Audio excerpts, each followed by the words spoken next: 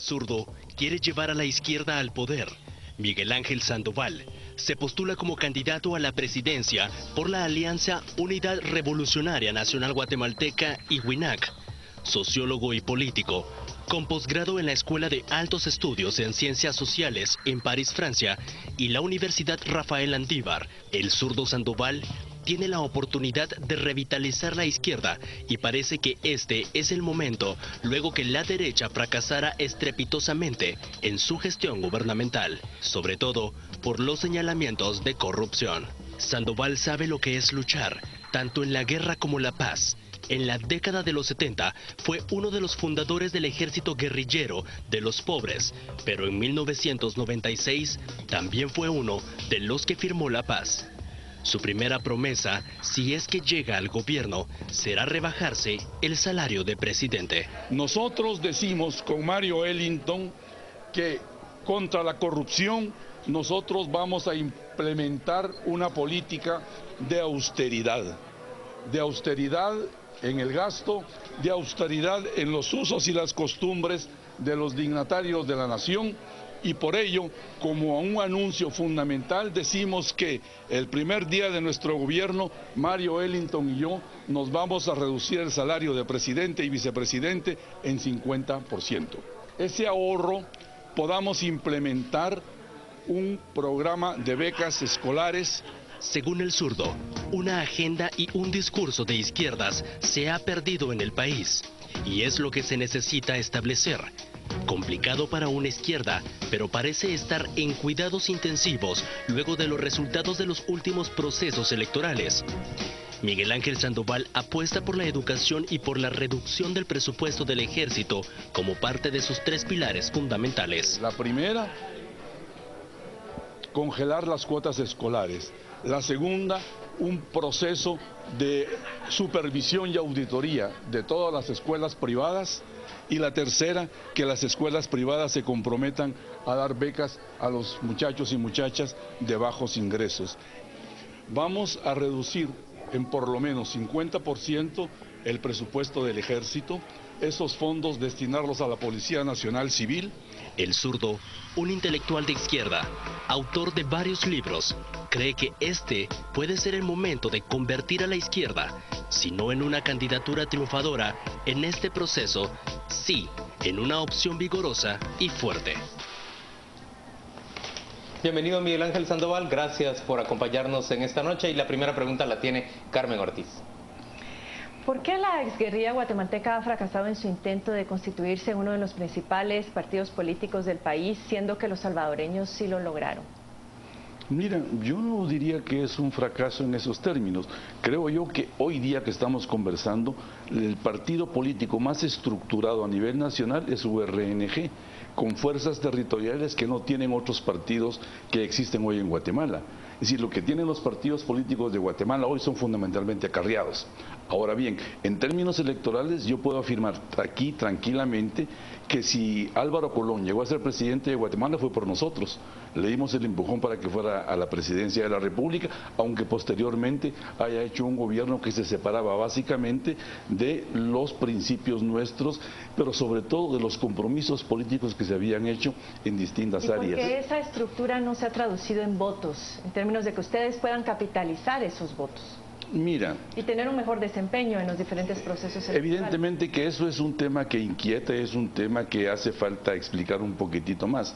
Resulta que durante los últimos años hemos tenido en Guatemala un proceso de subasta electoral, no de elecciones democráticas competitivas.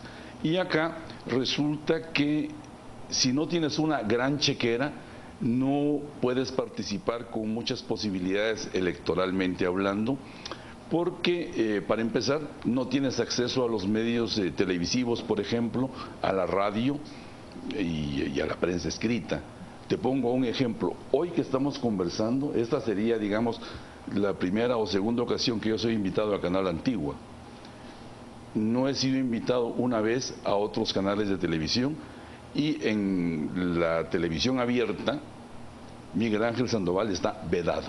Miguel Ángel, ¿y está vedado estrictamente Miguel Ángel Sandoval o es la URNG? Esa pregunta va atada a lo que decías hace un minuto respecto a que Álvaro Colón usufructó o disfrutó del empujón que le dio la izquierda. ¿Por qué Álvaro Colom, que es visto como un izquierdista más moderado que la URNG en sí misma, sí puede llegar al poder y alguien de URNG la tiene mucho más difícil? Mira, quizás en algún momento se planteaba una especie de disyuntiva para la izquierda en Guatemala en cuanto a que era más conveniente presentar un candidato moderado, light, ¿verdad? Y no un candidato que viniera de las filas partidarias y demás. Sin embargo, yo creo que este tema se ha superado con el tiempo, estamos en una época diferente y lo que yo planteo, ¿verdad?, es que no es necesariamente el tema del pasado militante, de la trayectoria militante, sino el tema del programa que se presenta a la sociedad, lo que puede hacer la diferencia. Y justamente es por eso que hoy día nosotros tenemos muchas mejores opciones por dos razones básicas. La primera es que estamos presentando un programa que contiene los principales temas que el país demanda superar, y la segunda es que el conjunto de partidos no están presentando programa ni mucho menos, y en todo caso andan dándole vuelta a las mismas ideas y a los mismos temas de hace rato. Yo no veo, por ejemplo, diferencias hoy día entre 3, 4 partidos que puedo mencionar rápidamente. Entre Líder y Patriota no veo ninguna diferencia. Ni siquiera el bono 15 existe ya. ¿Y entre UNE y Líder? Tampoco. No veo diferencias sustantivas. Existen algunas diferencias de matiz, pero esencialmente, por ejemplo, todo gira en torno a si la bolsa solidaria es más o menos, si existe más o menos una transferencia condicionada, pero temas centrales país no se abordan por ninguna de las dos fórmulas. Digamos, desde fuera del partido, el electorado percibe quizás un partido un poco desfasado, porque tiene una visión, digamos, muy radical, que se separa, digamos, de la mediana del votante en general. ¿Diría usted que hay una renovación de cuadros en URNG Maíz? Digamos, yo no la conozco desde fuera. ¿Hay renovación de cuadros en términos de integrantes y hay renovación en cuanto a la oferta política de su partido? Yo diría que hay renovación en 3 aspectos. El primero es que existe una renovación de cuadros muy clara. El segundo es que hay un planteamiento programático muy ajustado a la realidad. Y un tercero, que a mí me ha dejado sumamente sorprendido, gratamente quiero decir, que Juventud se ha incorporado de manera importante a las tareas partidarias en el último periodo. Y de ello, bueno, yo doy fe de muchas cosas, dentro de las cuales el hecho que en varios departamentos del país tenemos ahora estructuras juveniles que están funcionando con un ímpetu, con un deseo de cambiar este país que no habíamos tenido en el último periodo. En el 2011 ustedes indicaron que eran el único partido político que participaba realizando elecciones internas, para dar fe de que es un partido democrático. En esta ocasión, ¿realizaron ustedes esas elecciones internas para seleccionar a sus candidatos? En la mayoría de lugares se hizo. O sea, es un proceso que es desigual por las características de la organización en cada departamento. Pero sí puedo decir con toda seguridad que en lugares como hoy en la tarde estuve en, ¿cómo se llama?, en Tiquizate. En Tiquizate hubo una asamblea general en donde fue electo hace mucho tiempo el candidato a alcalde, que seguramente tendrá muchas posibilidades de ganar la alcaldía de Tiquizate. Y en otros departamentos del país también se hizo elecciones internas, y esto creo yo que es un rasgo novedoso en el partido. Aún así se va Yuri Meline alegando o demandando que se iba porque no se le habían dado suficientes cuotas electorales de poder. Mira, acá existe una situación. Yo soy un candidato que formo parte de esta corriente, ¿verdad?, históricamente, pero desde el proceso que vivió Yuri lo desconozco, porque no estaba en ese momento yo integrado a las tareas de partido, ni estaba enterado en los temas de la candidatura. Creo que tomó su decisión, yo la respeto. Cuéntenos un poquito, porque una campaña exige siempre dinero. ¿Quiénes son sus aportantes? ¿Quiénes financian la campaña? Mira, tenemos un financiamiento hormiga, ¿verdad? Es algo que hemos reiteradamente dicho, y existe un pequeño sector de empresarios medianos nacionales, ¿verdad?, que están colaborando con nosotros de distinta manera. Por ejemplo, nos hacen algunos pendones, estas carteles, ¿verdad? Nos colaboran con algún empresario de la hotelería en los departamentos, con salones para reuniones.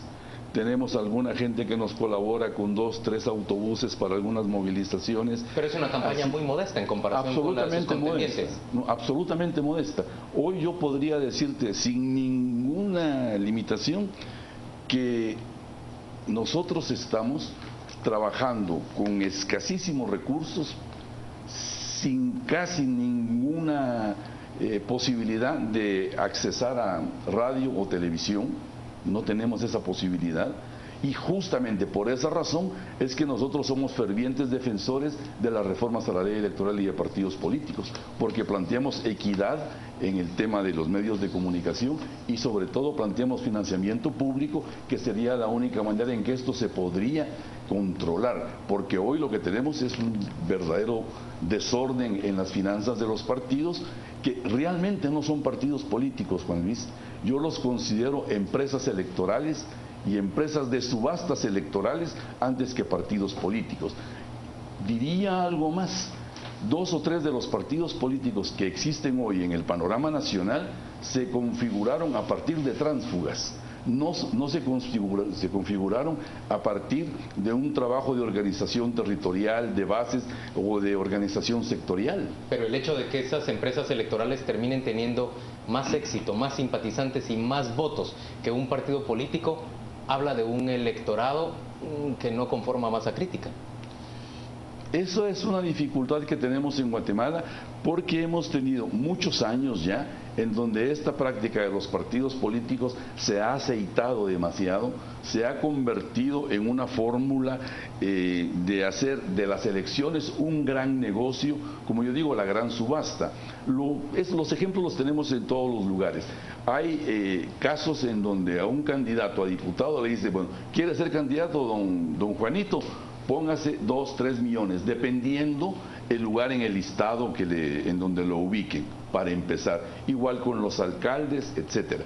Pero a continuación viene lo otro. Existen prácticamente empresitas de gente que pinta paredes, de gente que hace banderines, y sigue. Hay, durante los días de la elección y sobre todo para la defensa del voto, la contratación para los fiscales. O sea, no hay fiscal que trabaje si no es pagado. Es un problema que tenemos nosotros. Inclusive tenemos en algunos departamentos la estructura ya de fiscales montada, ¿verdad? Y a última hora nos dicen: miren, ¿saben qué? Vamos a trabajar, nos van a pagar de aquel partido, pero nuestro voto es por la URNG. Es decir, hay ahí una dificultad, porque se acostumbró a la gente a que el día de fiscal se paga, dependiendo del lugar, en 200, 300, 400, 500 quetzales por el día, más los tiempos de comida, más el transporte, etcétera, porque la gente sale de su casa a las 5 de la mañana para el centro de votación y se lo llevan de regreso a la medianoche. Y para este transporte no existe, digamos, de nuestra parte recursos, y tenemos que contemplar esto y trabajar sobre la base de un voluntariado muy fuerte. Hay otro partido que está también fundado por un excomandante de la URNG, que ahora se llama Convergencia. Sí. ¿En qué se diferencia Convergencia de la URNG? Mira, básicamente en poco, pero lo fundamental es que la gente de Convergencia va a votar por mí. Ellos no tienen candidato presidencial, y he discutido con bases de Convergencia. ¿Y por qué no presentan unas planillas a plantear el voto por mí? ¿Por qué no presentaron planillas de diputados conjuntas y de alcalde? Es una posibilidad que se exploró, pero ahora aquí yo quisiera señalar lo siguiente.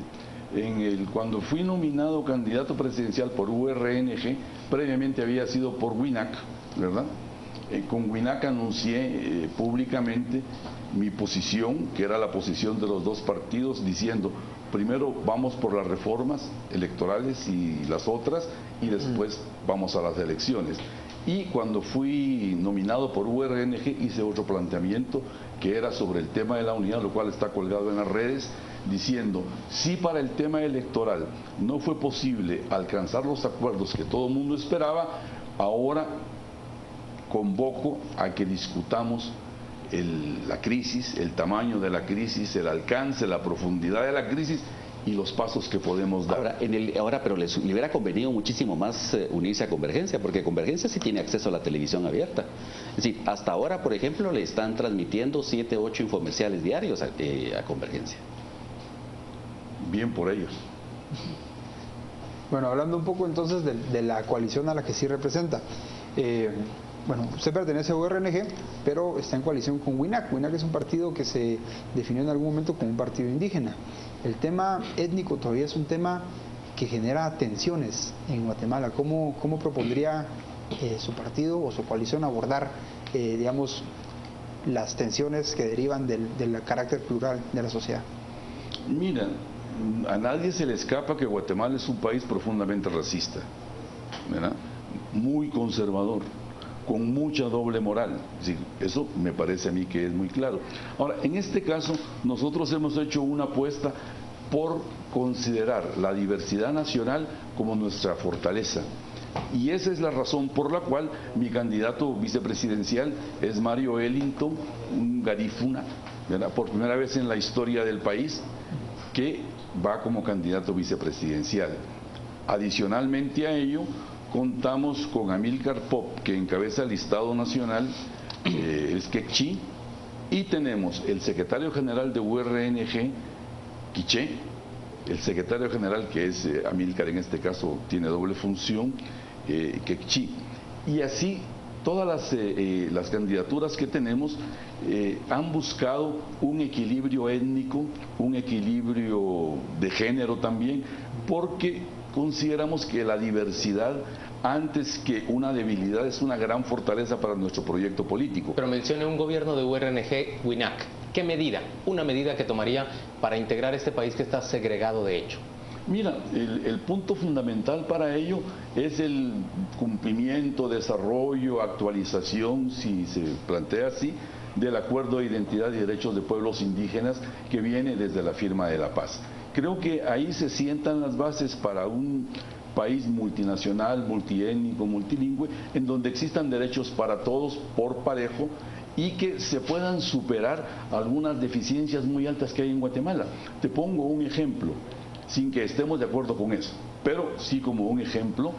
En la Constitución de 1985, que se considera la Constitución de la transición democrática, ocurre que se plantea en el artículo 66, 67 y el 70 la elaboración de una ley sobre pueblos indígenas, en este caso comunidades, porque no se animaban a hablar de pueblos, que sigue todavía durmiendo el sueño de los justos, que se mantiene inhabitada y que todos estos partidos políticos que están ahora demandando el voto han sido incapaces de plantear en el Congreso de la República. Y las únicas posibilidades que se han planteado para que esta ley se haga o para que se respeten los derechos de los pueblos indígenas son los planteamientos que hemos hecho nosotros y los planteamientos que han hecho organizaciones sociales desde la calle. Miguel Ángel, vamos en este momento a escuchar qué están pensando, qué están comentando nuestros televidentes por medio de las redes sociales. Nuestro compañero José Ávila nos dice exactamente cuáles son esos mensajes que nos están llegando. Adelante, José. Muy buenas noches, Juan Luis, y muy buenas noches a usted por continuar en sintonía de Canal Antigua. Cabe recordarle que hoy nos visita Miguel Ángel Sandoval, el presidenciable por el partido URNG WINAC. Son muchas, cuestionantes y muchos comentarios a través de las redes sociales. Pasamos a los principales tanto en Facebook como en Twitter. Iniciamos con Orellana Alberto. Él nos dice, es uno de los comandantes guerrilleros que mataron y torturaron inocentes, entre ellos la bomba en el Palacio, y ahora habla de... Pasamos asimismo con Ángela Sarceño. Ella dice, a estas alturas ya se desconfía de todos, pero hay que votar para que su voto no se vaya para el más corrupto. Vamos con Maybe de León. A este lo deberían de estar enjuiciando también como el señor Ríos Montt. ¿Cómo es que a él lo inscriben rapidito en el TSE? Estamos mal. Ronald Fuentes dice, más de 50 años que nos gobierna la derecha y no hemos salido de lo mismo. Quizá la izquierda sea buena, una opción. Vamos con Rudy López y dice, no necesitamos partidos de derecha, izquierda, centro o de cualquier otra ideología. Necesitamos gente que ame a Guatemala. Pasamos a más comentarios. Por ejemplo, Enrique Salguero dice, ¿será que el señor Sandoval apoya a sus compañeros Joviel Acevedo y Luis Lara en sus propuestas y su apoyo descarado a OPM? También así tenemos comentarios en Twitter. Por ejemplo, Quique nos dice qué piensa acerca de Chávez y Maduro. Pasamos a otro de Twitter, Edwin Pérez. ¿Qué propuesta para la generación de empleo tiene si llegaría a ser presidente? Así tenemos bastantes comentarios. Los invitamos a participar con el hashtag Destino Sandoval y Destino 2016. Recuerden contarnos tanto en Facebook como en Twitter como @canalantigua y en Facebook como Destino 2016. Con esto, Juan Luis, yo vuelvo con ustedes para que continúen con las interrogantes al presidenciable. Adelante. Destino 2016 ya es trending topic en este momento en Twitter y tenemos muchas preguntas planteadas por nuestros televidentes, pero vamos a tomar una sola, Miguel Ángel. La primera que nos describía José Ávila, la que se refiere a ese bombazo en el Parque Central en el ya lejano 1980, que fue responsabilidad de una de las 4 organizaciones integrantes más tarde de la URNG. Deben dar cuenta los integrantes de URNG por esa violencia que cortó la vida de inocentes, de civiles. Por supuesto que sí, y te diría lo mismo que le respondí a Valdizán en Canal Azteca, que me parece que por esta vía, ¿verdad?, lo único que estamos haciendo es atizar cosas que ya deberían de entrar en el camino de la reconciliación nacional, porque de la misma manera que se sitúa este tema como parte del debate, yo hablo de los bombardeos cotidianos sobre aldeas, la destrucción de 600 aldeas, que no fueron 440, sino que un poquitito más, y entonces esto nos aleja del tema. Un llamado a la reconciliación cuando hablamos de actos que son responsabilidad de la antigua insurgencia. Pero ¿por qué no se hace ese llamado a la reconciliación cuando hablamos, por ejemplo, del juicio por genocidio de Efraín Ríos Montt y José Rodríguez? Mira, esto quedó absolutamente establecido en los acuerdos de paz, en donde se hizo una ley de amnistía en que en el artículo 8, creo recordar, se establece que todos los actos cometidos, los actos de guerra, los excesos cometidos durante el conflicto armado, estaban exentos de investigación penal, esto y lo otro, salvo el caso de genocidio. Y sobre el tema de genocidio... Salvo los delitos de lesa humanidad. Sí, genocidio, como está muy claramente establecido en la ley de reconciliación. No es un delito de lesa humanidad poner una bomba que cobra la vida de ilustradores, de taxistas, de personas comunes y corrientes que no eran precisamente combatientes de guerra. Mira, aquí hay un tema que me parece central, y es establecer una diferencia fundamental entre lo que constituye una política deliberada y lo que puede ser un error que se comete en el marco de un conflicto. Y acá quizás es un tema que se ha discutido poco porque hay la tendencia a la polarización ideológica de una manera que me parece que no contribuye mucho a generar la reconciliación. Pero en el caso que yo señalo, la diferencia fundamental es: 1.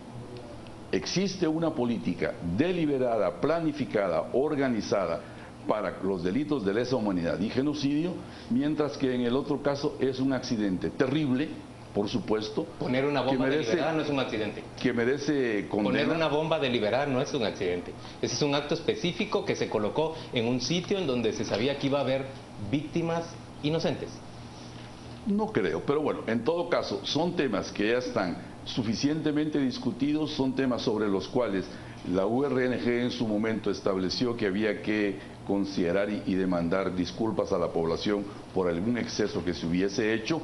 Es algo que definitivamente no se va a cargar toda la vida ni se va a convertir en el centro de todos los debates. Quizás sería más oportuno ahora discutir, por ejemplo, qué va a ocurrir, ¿verdad?, a futuro con el país que tenemos, con la corrupción que existe, con lo que ha hecho la derecha durante 40, 50 años de gobierno, en donde han fracasado de medio a medio y no centrarse en un tema que a nuestro juicio está bastante digerido, superado y demás. Me parecería que acá es importante pensar en las soluciones que vamos a darle al conjunto de temas del país, ¿verdad? Y no regresar a un incidente de la guerra terrible, pero un incidente finalmente. Juicio para Ríos Montt, perdón y olvido para URNG. No, no está planteado así. Existe una lista de compañeros que están con juicio pendiente en el Ministerio Público. Habría que pedirle al Ministerio Público que agilizara esos temas. En el caso de Ríos Montt, lo que hubo fue una acumulación de pruebas, datos y demás, y creo que ustedes que siguieron atentamente el juicio por genocidio saben perfectamente bien, ¿verdad?, que se presentaron pruebas desde el punto de vista antropológico, forense, militar, ideológico, etcétera, etcétera, etcétera, y se concluyó en ese juicio sobre Ríos Montt, sobre el genocidio, uno, que era culpable de genocidio, y dos, fue condenado a 80 años firmes por un tribunal de alto impacto. Y este tribunal de alto impacto, cualquiera que sea abogado y que sepa de derecho constitucional, sabe que la Corte de Constitucionalidad no tenía por qué interferir en eso y por qué anular una sentencia, porque no le competía. El derecho penal no es asunto constitucional, el genocidio no es asunto constitucional. En Destino 2016 conversamos con Miguel Ángel Sandoval, el candidato a la presidencia de URNG WINAC. Vamos a la pausa comercial, volvemos dentro de muy poco con más preguntas para él.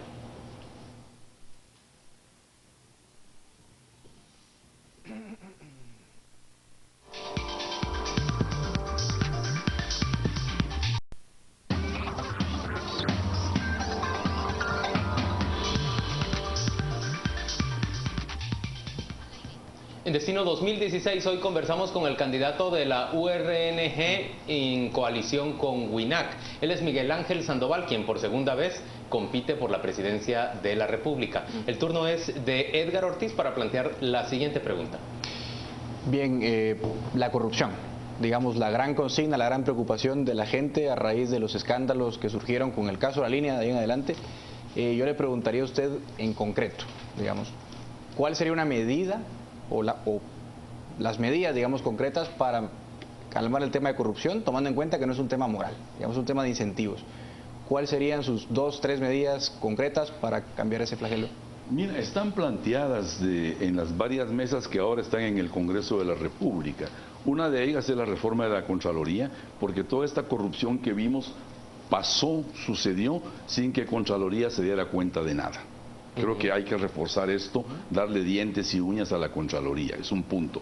Un segundo punto es el tema de la ley de compras y contrataciones. No se puede permitir que se compre y se contrate servicios sin licitación pública. Creo que eso es un tema que hace falta ver con mucho cuidado. Adicionalmente, yo planteo que estaríamos dispuestos a legislar en dirección a una ley que hiciera que cualquier persona que fuese encontrada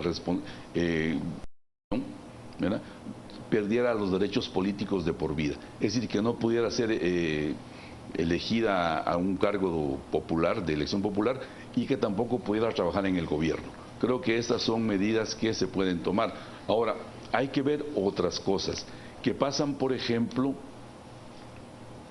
con el secreto bancario, con la constitución de empresas de cartón, que son las que contratan muchas veces los servicios, y esto nos llevaría a un proceso de reformulación del estilo de gobierno, porque no se trata solamente de medidas puntuales, sino que tienes que tener un estilo de gobierno totalmente distinto, en donde la corrupción tenga cada vez menos espacios. Pongo un ejemplo, creo que todo el mundo coincide que hoy por hoy del presupuesto nacional, que son 70.000 millones, hoy día, ¿verdad?, aprox, en todo lo que tiene que ver con compras y contrataciones del Estado, hay un 40% de corrupción que empieza con las coimas, con los malos materiales que se utilizan, con la ausencia de verificación de todo ello, con la falta de licitación pública, con la ausencia de controles. ¿Perdón? Pactos colectivos que también son... Sería absolutamente lo menor, y me parece que este es un punto que de pronto quizás sea interesante discutir, porque hoy día creo que ustedes coincidirán conmigo de que solo el 2% de la población económicamente activa tiene organización sindical, porque se prohíbe el sindicato en la mayoría de empresas de Guatemala. Y no creo que ninguno de ustedes esté en favor de la prohibición sindical, de la libre contratación y de la negociación colectiva. El punto alrededor del cual se está discutiendo es la corrupción. Y ha quedado en evidencia que hay pactos colectivos que incentivan, que promueven y que desarrollan corrupción en favor de dirigencias sindicales. La posición de Miguel Ángel Sandoval y de URNG WINAC es a favor de esa dirigencia sindical o en contra. Nuestra posición es a favor de la negociación colectiva, a favor de la sindicalización, a favor de la democratización de los sindicatos y por supuesto condenamos cualquier expresión de corrupción. Esto es algo que hemos planteado mucho tiempo antes y que personalmente yo he escrito sobre esos temas y hoy mismo tengo acá, miren, les hago aquí una publicidad, un libro que se llama Por la Revolución Moral en Guatemala, en donde tengo como anexo un pequeño ensayo que escribí hace 2 años más o menos, en donde consideraba yo que Guatemala tenía un problema de corrupción muy alto, en donde había corrupción en el gobierno, en la empresa privada, ¿verdad? Si no existe corrupción gubernamental sin la contraparte, pero que además existía corrupción en partidos políticos, en ONGs, en sindicatos, en organizaciones indígenas, en la prensa, en las iglesias, en las municipalidades, en la sociedad completa existía un fenómeno de corrupción que podía ser, yo lo advertía mucho antes de que iniciara este proceso, la vía probable para una gran unidad nacional, para un gran pacto nacional, la lucha contra la corrupción. Porque me anticipé en ese sentido, perdón que lo diga así, pero es real, al tuit del comisionado Iván Velázquez, que decía que la corrupción no tenía ideología y no tenía partido político, y es un planteamiento que yo hago hace par de años diciendo, hoy por hoy nosotros tenemos la gran posibilidad de articular una lucha nacional en contra de la corrupción sin importar la procedencia política. Si usted hoy en día fuera el presidente de la República y a la luz de los datos que conoce sobre este pacto colectivo en el Ministerio de Salud, ¿qué decidiría? ¿Qué aconsejaría? Probablemente plantearía una renegociación. ¿Lo denunciaría? Seguramente, pero cuidado, lo denunciaría y lo cuestionaría sin poner en cuestión jamás la organización sindical, los derechos laborales de la gente, el principio de negociación colectiva. Y en este caso, perdón, yo termino con esto. En este caso, yo quiero decirles, señoras y señores, que hay 2 responsables de esto. El sindicato y el Estado, el gobierno que firmó esto, y todo el sistema que lo avaló, y el sistema de los medios de comunicación que no dijeron nada cuando se produjo, y es únicamente a posteriori que plantean las críticas, los argumentos todos los hechos de corrupción y demás. se producen de la misma manera. Perdón, Juan Luis, el punto es es que seamos un poco más equilibrados en los planteamientos. Es que pareciera que la idea es descargar de responsabilidad a la dirigencia sindical. No es eso. Lo que yo planteo es sencillamente un análisis objetivo, maduro, sereno, que tenga en su base, como principio fundamental, el respeto a la organización sindical, a la negociación colectiva, a todos los derechos laborales que están reconocidos en el Código de Trabajo de Guatemala, pero también en convenios internacionales que hemos suscrito como Estado. Pero ese es el problema, precisamente, ¿no cree usted?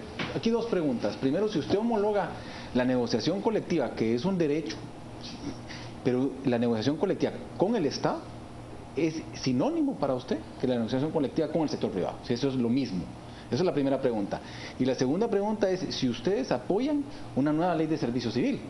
Porque es claro que la dirigencia sindical actual no apoya una nueva ley de servicio civil, y todos los que queremos un Estado más fuerte queremos una nueva ley de servicio civil, porque ni siquiera nos estamos poniendo de acuerdo en el contenido de esa nueva ley de servicio civil. No. Mira, evidentemente que existe una diferencia, digamos, muy importante entre el trabajador del Estado y el trabajador de la empresa privada, pero el principio no se pierde. Creo que esto es importante establecerlo, ¿no? El hecho de que yo sea trabajador del gobierno no me limita mis derechos laborales bajo ninguna circunstancia. En todo caso, lo que deberíamos de ver es que habría que presionar al Estado, al gobierno fundamentalmente, para que respetara un poquito mejor los derechos laborales, porque desde que hizo gobierno Arzú terminó con todo lo que era el empleo más o menos fijo y empezaron a hacer este conjunto de contratos temporales 029, 030, 040, 050, quitándole de paso los derechos a los trabajadores y destruyendo la organización sindical en ese momento, con una visión muy conservadora, hay que decirlo, pero no es el caso en la actualidad. Sí establezco claramente estas diferencias y creo que es importante reconocer que existen para poder trabajar mejor. O sea, no, para Miguel Ángel. Y, por supuesto, y la ley de servicio civil, mira, nosotros apostamos por la ley de servicio civil desde los acuerdos de paz, que no se olvide esto, de la misma manera que todas las mesas que están hoy en el Congreso, las 5 que mencionamos, tienen su origen en los acuerdos de paz y todo mundo se había hecho un poco de la vista gorda con la implementación de este conjunto de compromisos que se revelan como indispensables para poder más o menos gobernar el país, para poder más o menos construir una democracia, para poder más o menos tener una ciudadanía que pueda convertirse en una masa crítica, Juanes. Ahora, en este proceso de comparación entre sindicalización en empresas privadas y sindicalización dentro del Estado, uno de los grandes problemas que yo veo realmente es que los actuales gobernantes, por ejemplo, siento yo que han perdido el norte, porque le han dado muchísimos privilegios a los sindicatos estatales sin tomar en cuenta cuál es realmente la función del Estado.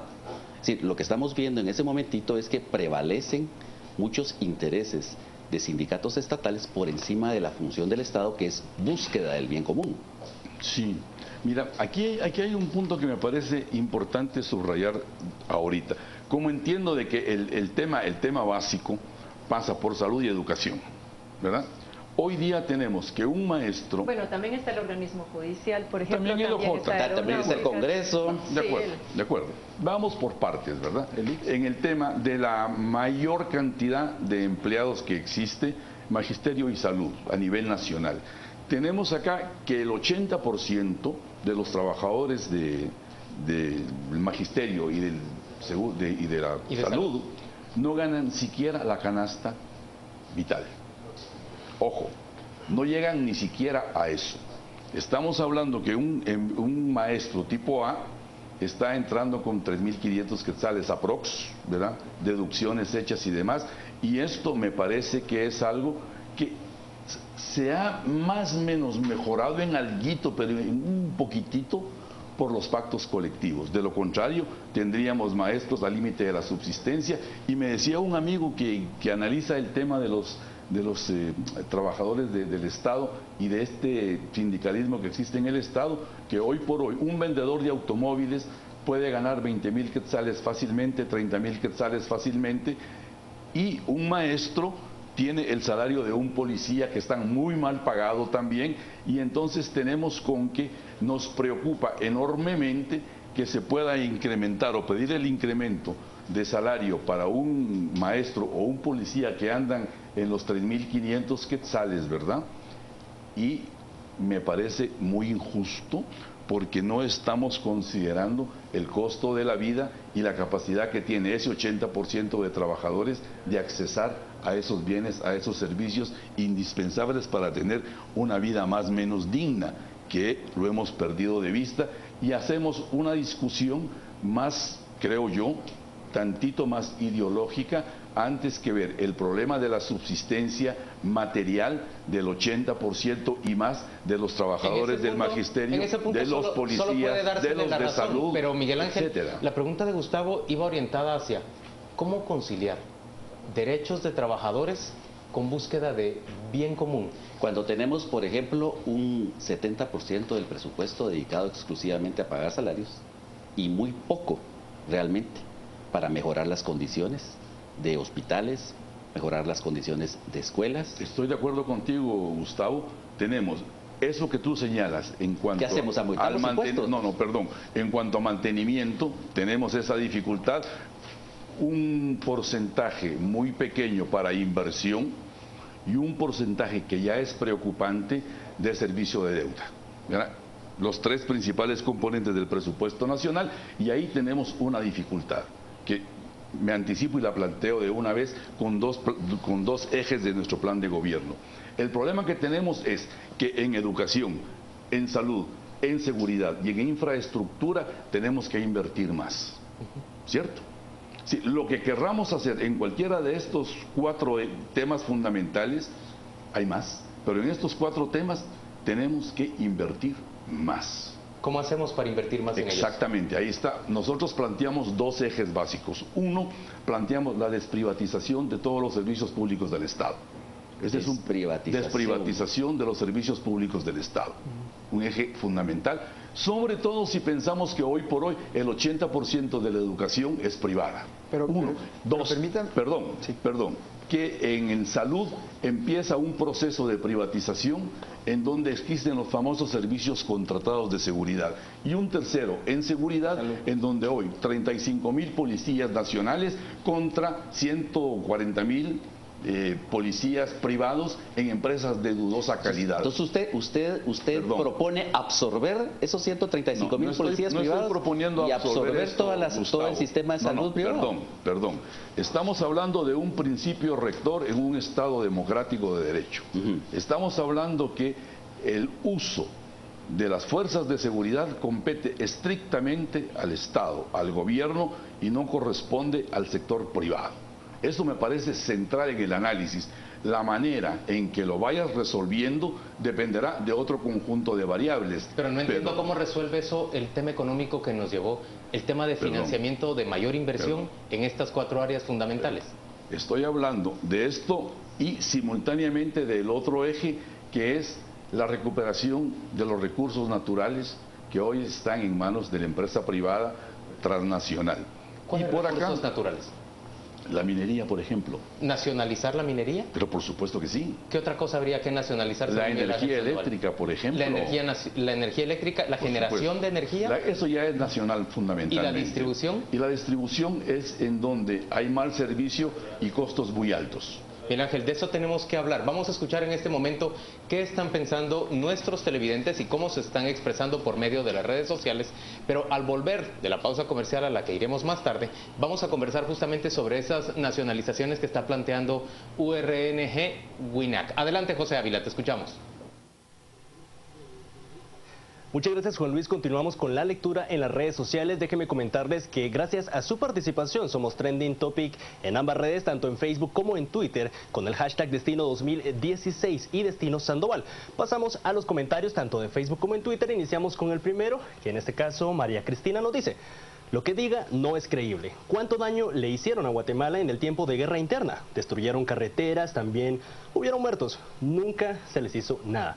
Continuamos con Ana Isabel, que dice: quieren gobernar como Chávez y Maduro y engañaron a los pobres y lo han convertido en los más pobres o indigentes. Seguimos con Gretel, que dice: hay asuntos pendientes. Usted, sobreviviente de la guerra interna, ¿qué le ofrece a la parte de la población que aún llora a sus seres? Continuamos con la lectura. Ana Patricia dice: escuchemos y luego podemos emitir juicio. Gustavo Adolfo: el resentimiento persiste. Hoy se puede apreciar una izquierda dividida y una derecha. Continuamos por aquí abajo. Dice Lucrecia Bautista: que diga sus planes de gobierno, siempre vive quejándose. Continuamos. Roberto Figueroa: se contradice en todo. Janet dice, por aquí vamos a ver: me gustaría saber qué garantía tiene ese señor de que los seguidores de Convergencia van a votar por él, porque lo que dice con tanta, y continúa por ahí el comentario. Seguimos con Marcos, que dice: yo quiero saber por qué, sabiendo que no tiene posibilidades de pasar a una eventual segunda vuelta, hay candidatos como el señor. Estos son los comentarios que tenemos a través de las redes sociales. Los invitamos a continuar participando utilizando los hashtags antes mencionados. Recuerde que nos visita el presidenciable del partido URNG-WINAC. Entonces vamos a pasar de nuevo con ustedes, Juan Luis, para que continúen con las preguntas al presidenciable. En Destino 2016 conversamos hoy con Miguel Ángel Sandoval. Vamos a hacer una breve pausa comercial y vamos a volver para hablar sobre esa propuesta de nacionalizar, por ejemplo, la generación y distribución de energía eléctrica, de la explotación minera y de otros bienes nacionales. Ya venimos.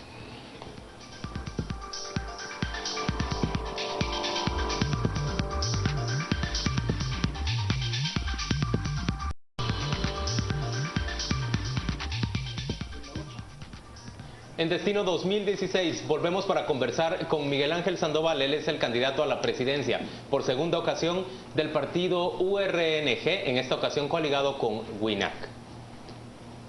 Bueno, retrocedamos un poco. Estábamos hablando sobre la desprivatización de los servicios públicos como una posible solución al problema que hay de fondos en el Estado. Ahora yo le preguntaría, ¿no es más costoso para el Estado empezar a cubrir aquellos servicios públicos que hoy por hoy están privatizados? Por ejemplo, ¿no sería más costoso para el Estado que más estudiantes de nivel medio, por ejemplo, entren al sistema público y se salgan del sistema privado? Mira, acá hay distintas formas de aproximarse al mismo problema. Resulta que la educación diversificada es fundamentalmente privada. La nacional ya es realmente muy pequeña. Y resulta lo siguiente, que todas las familias guatemaltecas que quieren mejoría en su nivel de vida, en sus condiciones, aspiran a que sus hijos sean profesionales, a que se eduquen, etcétera, etcétera. Y entonces resulta que tenemos que todos asisten a las escuelas privadas y que normalmente tenemos una dificultad enorme cuando llegan a la universidad. Pierden los exámenes una gran cantidad, un amplio porcentaje, por la mala educación que hay en la educación privada. Bueno, y en realidad salen muy mal en la pública también. Perdón. Incluso, estamos hablando de que proporcionalmente, calificados Juan Luis, en lo público que en lo privado. Por supuesto. El 80% de la educación es privada y es el segmento mayoritario, por eso me preocupa. Y entonces nosotros planteamos acá lo siguiente: si los colegios privados, las escuelas privadas ofertan, dicen, vamos a dar tal servicio, vamos a preparar a los estudiantes de tal manera y no lo cumplen, ¿verdad? Hay de por medio una especie de estafa. Y entonces nosotros planteamos que lo mínimo que hay que hacer haciendo gobierno sería congelar las matrículas escolares, punto. Y segundo, hacer un proceso de auditoría, de supervisión de este conjunto de escuelas privadas que dicen tener cursos de química sin laboratorio, que dicen tener cursos de computación sin computadoras, que dicen tener, etcétera. Ahora, esto tiene que ver con una forma de ir mejorando la educación y simultáneamente todos los colegios, plantearíamos nosotros, estarían obligados a dar un porcentaje de becas para gente que no tenga acceso, de tal forma que controlando la oferta educativa y ampliando su responsabilidad social, tuviésemos algo mejor. Y con las universidades, una de dos. Junto a esta supervisión habría que introducir dos cosas más. Uno, una cuota importante de becas, y si no quieren becas, que paguen impuestos. Oye, pero estamos hablando entonces de regulación, no necesariamente de desprivatización, ¿correcto? De una regulación que eventualmente permita ir ampliando, ¿verdad?, la función pública en la educación. Empezar a mejorar la educación pública en lugar de entrar con este tipo de medidas con la educación privada. Y también me quiero extender en el caso de los temas de salud, por ejemplo. Tanto salud como educación se ha demostrado por parte del Estado la ineficacia y la inefectividad de las medidas para dar un buen servicio a la ciudadanía. Entonces, ¿no sería lo primero justamente mejorar esto a nivel del Estado para ya hablar de una desprivatización? Porque en las condiciones actuales, en donde vemos un sistema de salud colapsado, en donde los estudiantes pierden en su mayoría las pruebas de matemática y de lectura, pareciera que es ahí donde hay que enfocar esfuerzos y no tanto pensar en desprivatizar. Es que va junto con pegado, es decir, es parte del mismo fenómeno. Acá la apuesta nuestra es por fortalecer la educación pública. O sea, personalmente yo estudié toda la vida en educación pública, ¿verdad? Y esto me da para pensar de que es posible tener una educación de calidad, una educación que sí contribuya a formar a la gente, no solamente en áreas técnicas, sino que en áreas humanísticas y con sensibilidad social, que es algo que se ha perdido bastante, ¿verdad?, o que no se da.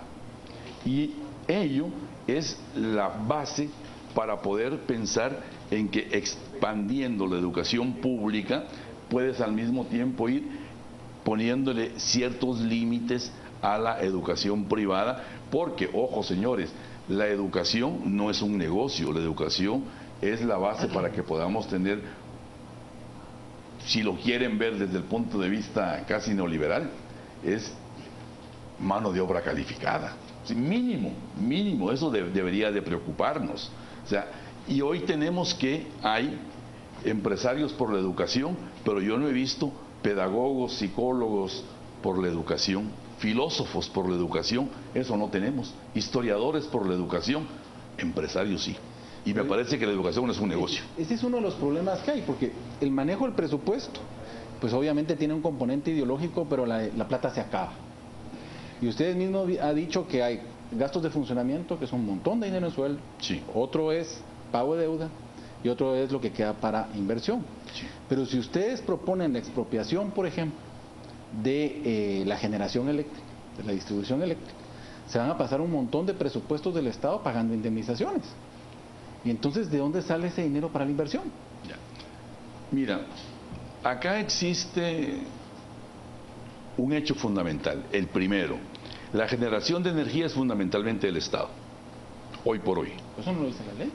No, perdón. Hoy por hoy la generación se hace por el Estado y yo produzco la energía y se la doy a una empresa privada para que la distribuya y pero cobre. un porcentaje fundamental, Un porcentaje fundamental es privado. Sí, la iniciativa privada. es eléctrica. Todavía. Hidroeléctricas y carboneras, No. Claro. y A ver. plantas de diferente... Lo fundamental viene del INDE. ¿Sí? Es menos del 30% Menos del lo que 30%. proviene del INDE, a estas alturas. A estas El alturas. resto está siendo generado por la iniciativa privada. Usted habla de expropiar o de nacionalizar.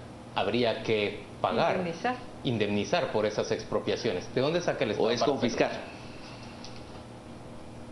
Es desprivatizar los servicios públicos. Y en esta perspectiva nosotros planteamos que hay que nacionalizar, municipalizar la energía eléctrica, la distribución, de tal suerte que no dependamos en la oferta del servicio al ciudadano, ¿verdad?, de la urgencia de las empresas para incrementar sus ganancias, en la medida de que la energía eléctrica es un servicio social. Miguel Ángel, Es un servicio ciudadano, es parte de la canasta básica. La empresa pues. municipal de distribución de La de energía Quetzaltenango. es el de la municipalidad de Quetzaltenango, que llegó a acumular decenas y decenas de millones de quetzales en déficit, porque mantenía subsidiado el costo de la energía a costa, por supuesto, del Estado Nacional. Mira, yo creo que aquí el punto fundamental tenemos que enfocarlo en torno a la corrupción con la que se han manejado este tipo de negocios durante mucho tiempo. Y al populismo también, que busca ofrecer un No servicio te diría que sea un por tema abajo de del costo populismo. real. No te diría que sea un tema de populismo, porque hoy justamente vengo de estar en Tacaná, en donde hay un proyecto de hacer, de trabajar una empresa municipal de energía. En Tiquizate hay todo el planteamiento ya con estudios técnicos para hacer una empresa municipal. Y esto no es algo a lo que estemos acostumbrados, porque mira, lo que ocurre es que en Guatemala, cuando se habla de nacionalizar un servicio básico, ¿verdad?, lo primero que surge en la mente de todos es, ¿y de dónde se va a pagar a los empresarios? ¿Sí? Ese es un tema. Me parece que es importante que eso se discuta. Me parece que esto es semejante al tema de la tierra. Por ejemplo, si yo digo, vamos a trabajar con tierras ociosas, tierras mal habidas, etcétera, la idea es, bueno, entonces, ¿qué vamos a hacer con los pobrecitos finqueros? ¿En eso ¿Y cómo consiste les su vamos a reforma pagar? agraria restitutiva? Perdón. Perdón, don Miguel Ángel, pero... Perdón, es estoy que- hablando... Es que la Constitución... Si me dejan establece hablar, una- yo explico. Si no me dejan hablar, está difícil explicar. No, es un tema solo muy sencillo. Va. La Constitución establece unas reglas para las tierras ociosas y otras reglas para esta clase de bienes. Las tierras ociosas sí las pueden financiar, pero esto no. Esa es la preocupación que teníamos. ¿Puedes replantearlo? O sea, son otras reglas para pagar esas indemnizaciones. Cuando son tierras ociosas, la Constitución tiene un marco. Cuando es, digamos, la generación de energía eléctrica, es otro marco, Bueno. tiene que ser previa. Ese es el tema.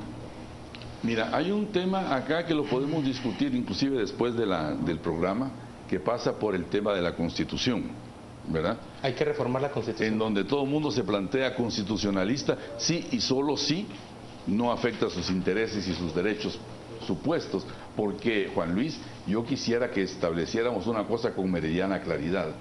En Guatemala, desde hace muchísimos años, que no existe un solo sector que respete la Constitución Política de la República. Para empezar, hablemos del artículo número 1 relacionado con el bien común. O sea, ¿quién lo respeta? Nos preocupamos por el bien común. El Estado se preocupa por el bien común. La empresa privada se preocupa por el bien común. ¿Quién respeta el bien común? Pero ¿Quién lo respeta, Juan Luis? Lo que Miguel Ángel Sandoval está planteando es la necesidad de una reforma constitucional que cambie, por ejemplo, el marco para indemnizar los bienes que sean nacionalizados. Mira, acá vamos a ir por partes. Número 1, con el tema de las fincas malavidas. Yo no creo que alguien en su sano juicio pueda pensar que una finca mala vida... ¿Mala vida según el sistema judicial o mala vida según quién? Según las titulaciones supletorias ilegales que se han hecho a partir del registro de la propiedad, por Dios bendito. Todo el mundo sabe que aquí hay 2 o 3 pisos de país porque existen miles y miles de escrituras falsas a la cual se han prestado cualquier cantidad de notarios históricamente. Y eso se puede mejorar, se puede combatir, se puede arreglar. Y para resolver esto, restitución de derechos a la gente que ha sido expropiada de los mismos, sin algo muy importante. Y esto es algo que yo quiero llamar la atención de ustedes porque es parte de nuestra propuesta. Nosotros planteamos que para los temas agrarios se haga una ley agraria que no existe. Cualquier tema, un código de tránsito para un accidente, una cuestión de salud para un restaurante que ofrece comida en mal estado, para herencias y cosas un código civil, pero cualquier conflicto que tiene que ver con el agro no tiene una ley de la materia. ¿Necesitamos una reforma agraria? Sí, por supuesto que sí. Usted habla de una reforma agraria, o la propuesta habla de una reforma agraria restitutiva. ¿A qué se refiere esto? Hablamos de confiscación. De restitución de derechos. Estamos viendo, estamos discutiendo y conversando sobre un tema que existe una cantidad de tierra usurpada con títulos ilegales. ¿Sí? Esto hay que enderezarlo. No podemos acostumbrarnos a la idea de que existan propiedades que han sido obtenidas vía arreglos en el registro de la propiedad, que se hayan obtenido vía extensión de límites de una forma totalmente abusiva, pero con la vista gorda de los gobiernos. Miguel Ángel, y esto sí. Tenemos que arrancar en ese momento con el ejercicio de las preguntas rápidas que hemos preparado para que el candidato la responda con un sí, con un no o con la respuesta más lacónica. Yo voy a empezar con deja tomarme un poquitito de agua porque con la primera de ellos. La primera pregunta tiene que ver con las elecciones del próximo 6 de septiembre. En estas condiciones, ¿mantener las elecciones del 6 de septiembre o posponerlas? Yo creo que habría que posponerlas en un par de meses. ¿Para qué? Para implementar las reformas electorales en la parte que sea posible y para implementar las otras leyes. ¿Integraría usted a su equipo a Rigoberta Menchú, aunque ella se ha decantado por el doctor Valdizón? No la incorporaría. ¿Con qué presidente de Sudamérica se identifica más Miguel Ángel Sandoval? Con un expresidente, Mujica. ¿Y de los actuales? Correa. ¿Qué opina usted de la separación de la Iglesia y el Estado? ¿Debemos seguir con estos rituales cristianos en todos los actos oficiales? Yo creo que yo apuesto por un Estado laico. Suponiendo que otro candidato gane las elecciones, otro partido gana mayoría en el Congreso, ¿estaría de acuerdo usted con que se convoque a una Asamblea Nacional Constituyente? Mira, yo creo que la Asamblea Nacional Constituyente está en el ambiente nacional, sí, porque hoy no es posible que haya elecciones que satisfagan el conjunto de demandas que existen. Podría ser que satisfacieran en el caso de que una opción alternativa como la nuestra gane, pero inclusive así estaríamos ante un escenario muy complejo. ¿Sí o no a los bloqueos anunciados para la próxima semana que limitan la libertad de locomoción? ¿Anunciados por quién? Por CENOC, me parece. Por Pero CENOC. en general, cada vez que hay bloqueos, ¿usted está de acuerdo, sí o no, con los bloqueos que limitan la libertad de locomoción? Mira, yo estoy de acuerdo con las demandas que plantea la gente que muchas veces se ve obligada a bloquear, a tomar carreteras, a manifestar y a hacer cosas que no deberían de ocurrir. Te voy a poner un ejemplo. Hace 2 años... Tenemos muy poco tiempo. Perdón, pero este ejemplo es pertinente. Hace 2 años hubo una gran marcha campesina que vino desde Alta Verapaz a la capital. Conclusión, un documento suscrito entre los campesinos y el gobierno, ¿verdad?, con Pérez Molina como firmante, etcétera, etcétera. De entonces para la fecha son 2 años y se ha cubierto apenas un 15% de las demandas que en ese momento el Estado se comprometió. La última pregunta, Miguel Ángel. Sí. 3 palabras para describir el gobierno del señor Maduro en Venezuela. El gobierno del señor Maduro en Venezuela. 3 palabras. Que era muy difícil el legado de Chávez. Gracias por acompañarnos, Miguel Ángel Sandoval, en Destino 2016. Vamos a la pausa comercial y volvemos con las conclusiones de los panelistas.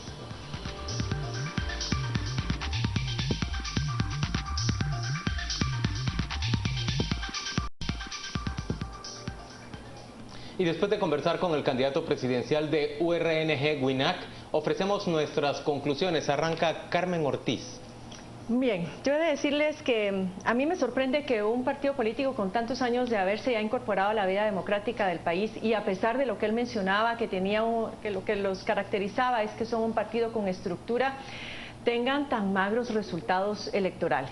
Y luego de escucharlo, pienso que su discurso, posiblemente eso es lo que no levanta, porque no veo un discurso innovador, no veo mucha diferencia respecto a otros partidos políticos, excepto por el tema de la nacionalización y desprivatización y algunos que otros elementos, pero no me parece que sea el tipo de discurso ni de personalidad que lograría darle un nuevo tinte o un nuevo auge a la izquierda guatemalteca. En el caso de lo que mencionaba sobre la democratización de su partido político, yo creo que es un partido político que padece de los mismos defectos que el resto de partidos. No lo veo un partido democratizado, no veo un partido que esté capaz de renovar sus cuadros políticos, a pesar de que dice que hay mucho joven, pues habrá camino que recorrer, pero yo no sé hasta dónde lo que no han logrado en tantos años lo puedan lograr hacia el futuro. Luego, sus propuestas de desprivatización y de nacionalización, no las veo sustentadas, creo que no han sido lo suficientemente analizadas. Me dio la impresión de que le hace falta información, le hacen falta datos, pero es parte del discurso porque, como él mencionaba, lo que hay que hacer es marcar diferencia, pero me parece que hay que hacerlo de una manera mucho más sólida y mucho más estructurada de lo que lo hizo acá. Quiero también mencionar que el Estado ha demostrado que ha sido ineficiente, como le mencionaba yo a él, e ineficaz para asumir estos temas, y eso es lo que ha dado pie a la privatización de todos los servicios, dígase seguridad, salud, educación. Y algo que me llama la atención únicamente de los comentarios en redes sociales es que todavía hay mucho resentimiento y hay mucho reproche hacia el rol de la guerrilla en el conflicto armado interno. Pero por el otro lado, fue una pregunta que no me dio tiempo de hacerle, cuando circuló el video de estos miembros del ejército, no importa si el video es nuevo, no importa si el ejército es guatemalteco o los miembros de esos soldados son salvadoreños. El tema es que la mayor parte de personas que comentó en redes sociales lo vio con buenos ojos y justificó al ejército. Es algo sobre lo cual hubiera querido que me respondiera, lamentablemente no dio tiempo, pero vale la pena reflexionarlo. Yo creo que una de las cosas que hay que valorar de la URNG es que es el único partido que no es personalista. Es decir, todos los partidos que nos rodean han estado estructurados alrededor de un caudillo, de una figura. Es cierto, hay una nomenclatura, usando la terminología de los años 70, que no se ha movido, ¿verdad? Es un partido muy verticalista, pero luego el otro problema que existe también es el hecho de que como una representación de la izquierda, la URNG no ha sido capaz realmente de formar, por ejemplo, ese frente amplio que hizo llevar ¿cómo se llama?, a los presidentes estos de izquierda en Uruguay. Es decir, ese es un gran problema realmente. Es decir, tampoco se ve una unidad programática, porque vemos las propuestas de Convergencia por un lado y las de la URNG por el otro. Miguel Ángel dice que él está seguro que la gente de Convergencia va a votar por él, pero tampoco esa es una garantía, por ejemplo, si los diputados de Convergencia llegan, que lo apoyen a él en la eventualidad de que Miguel Ángel llegue a la presidencia. Luego el otro problema que hay también es el hecho de que, bueno, sí es es un discurso un tanto repetitivo en términos de lo que podemos esperar de la izquierda tradicional guatemalteca. Es decir, vemos que no se plantean realmente acercamientos al sector privado, sino que todo es una visión muy desde el Estado, ¿verdad? Que está bien, pues hay que mejorar el Estado, pero tampoco hay que echarle toda la carga al Estado como pudimos ver que es lo que Miguel Ángel quiere. Yo veo dos cosas que tal vez pueden diferenciar. Una, que hay de nuevo una izquierda con un discurso totalmente expropiatorio. Y ese sí es una complicación, porque eso es precisamente lo que aísla en los temas.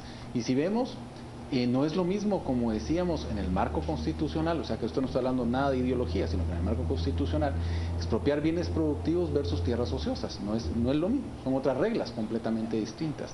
Y no alcanzaría el dinero del Estado en buenos años para pagar indemnizaciones de bienes productivos en este momento. Entonces eso sí es, digamos, una nota crítica. En la nota positiva que yo veo es que sí habla de que en este país la titularidad de la tierra es un desastre. Y eso sí es cierto. Y además, si queremos capitalistas y si queremos que el sistema gire en función de creación de riqueza, tenemos que crear propietarios. Y aquí no hay propietarios, porque incluso el sistema catastral del país ha sido boicoteado desde el poder. Entonces yo sí rescato el punto más importante que a mi juicio fue comentado esta noche por él, es que sí se tiene que ya fortalecer el catastro para conocer el grado de titularidad que existe en la posesión de la tierra en el país. Bueno, hablando un poco, ya que hablamos sobre el partido, creo que tal vez la situación que tiene URNG es que es un partido nicho, un partido que tiene un mercado electoral muy determinado ideológicamente, muy circunscrito a una zona geográfica, en donde también hay distritos muy grandes, que son Huehuetenango y San Marcos, lo cual le permite sobrevivir a pesar de que no tenga una dimensión de alcance nacional. Sobre las respuestas del candidato, la respuesta sobre la justicia transicional me pareció inesperada. Inesperada por la poca empatía que el candidato muestra ante las víctimas de los delitos cometidos, en este caso por la guerrilla. Algo que sorprende por su similitud con la poca empatía que muestran también algunos exmilitares o familiares de exmilitares cuando hablamos sobre este mismo tema. Entonces, esto creo que es algo que puede generarle problemas aún dentro de su mismo electorado. Y sobre el candidato en general, algo que llama la atención es que hemos tenido candidatos que conocen el Estado porque han sido funcionarios públicos. Me parece que este candidato no conoce el Estado, pero en contrapartida parece conocer un poco mejor a la sociedad. A ver, yo percibo un problema, ¿no? Que es un discurso excesivamente ideológico y poco práctico, digamos, y poco adaptado. Ya Alejandro, por ejemplo, tú mencionabas lo impracticable que serían las expropiaciones, por ejemplo, de la energía eléctrica, ¿no? Eso por un lado. Por el otro, malas sensaciones, digamos, en cuanto a la apología de ciertos actos, digamos, violatorios de derechos humanos que justificó en el caso de la bomba, ¿no? Que la defendió como un accidente, como si una bomba llegase sola al sitio, ¿no? Y se detonase por sí misma. Me parece un resabio ahí de autoritarismo, lo mismo que su opinión sobre Hugo Chávez, ¿no? Que yo creo que no se puede defender desde un punto de vista el régimen chavista. Y entonces ya no sé cómo definirlo, ¿no? Porque es un partido, digamos, un discurso ideológico sin muchas chances electorales, absolutamente desfasado. Ambiguo, digamos, en algunos temas. Por ejemplo, la famosa desprivatización, no me quedó claro a qué se refería. En algunos casos sí fue tajante en hablar de una expropiación, por ejemplo, y en otros, pues, de cosas que realmente no son desprivatización, que era como regulación o alguna cosa así, ¿no? Entonces tampoco es muy claro en algunos temas. Sí, en los fundamentales, digamos, en los que la izquierda extrema tradicional pues suele ser muy tajante, ¿no? Pero en lo demás me pareció completamente desapegado a la mediana electoral, ¿no? A mí en términos generales me dejó bastante insatisfecho con la respuesta en materia de derechos humanos y de los actos de lesa humanidad que cometió la guerrilla durante la guerra. Me dejó francamente insatisfecho con su escaso conocimiento actual del funcionamiento del Estado y de las condiciones legales del país, o por ejemplo desconocer que cerca del 70% de la generación eléctrica proviene ya de operadores, de generadores privados. Me parece eso que estamos hablando sobre una realidad, o él está hablando sobre una realidad que pareciera desconocer por lo menos parcialmente, pero rescato que él haya mencionado la incoherencia y la falta de parte de nuestra dirigencia política de lucha por el bien común en términos constantes, y yo creo que la explicación que ofrece en términos de pactos colectivos y defensa del sindicalismo como una actividad fundamental y como un derecho fundamental de los trabajadores en cualquier democracia, creo que eso es correcto, pero por supuesto condenando la corrupción que se produce a partir de mucha dirigencia sindical. Al final yo lamento la inexistencia de una fuerza de izquierda seria, sólida, moderna, que sea capaz de persuadirnos a los guatemaltecos o a una parte de los guatemaltecos de que su propuesta es viable y que son una opción viable de poder. Mientras eso no exista, y desafortunadamente no parece reflejarlo todavía URNG, pues el electorado va a seguir decantándose por esas opciones que son de más conservador a menos conservador, pero que en términos generales siguen siendo muy conservadores. Señores, muchas gracias a todos por acompañarnos hoy en Destino 2016. Vamos a despedir en este momento esta emisión especial rumbo a las elecciones del 6 de septiembre y por supuesto le invitamos a que permanezca usted en sintonía de su canal antiguo.